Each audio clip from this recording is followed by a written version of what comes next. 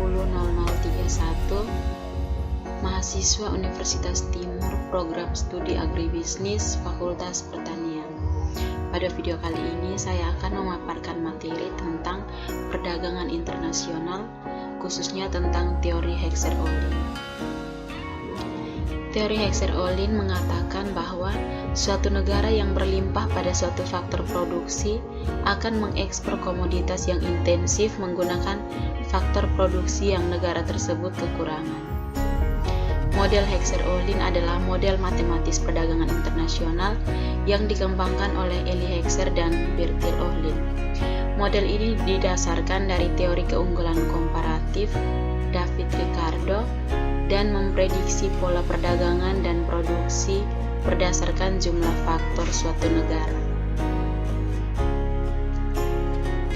Asumsi-asumsi dalam teori ini adalah: yang pertama, kedua negara yang berdagang memiliki teknologi produksi yang identik atau sama.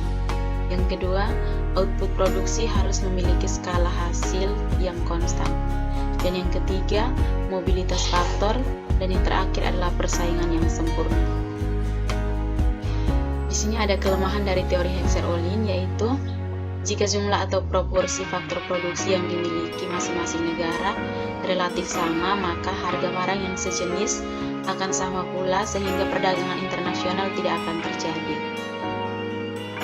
Di sini ada tabel matriks gain trade berdasarkan teori Heckscher-Ohlin.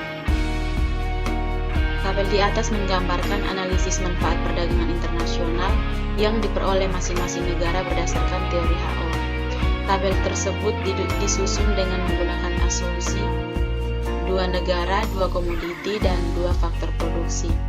Sesuai dengan konsep titik singgung antara iso-cost dan iso-cuan, masing-masing negara cenderung memproduksi barang tertentu yang paling optimal sesuai dengan proporsi faktor produksi yang dimilikinya.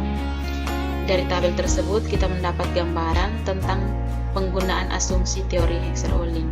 Yang pertama, perdagangan internasional terjadi antara dua negara, atau dalam hal ini Indonesia dan Korea Selatan. Yang kedua, setiap negara memproduksi dua komoditi yang sama, misalnya 300 sepatu dan 80 televisi. Dan yang terakhir adalah setiap negara menggunakan dua jenis faktor produksi, yaitu labor dan kapital, dengan jumlah proporsi yang berbeda.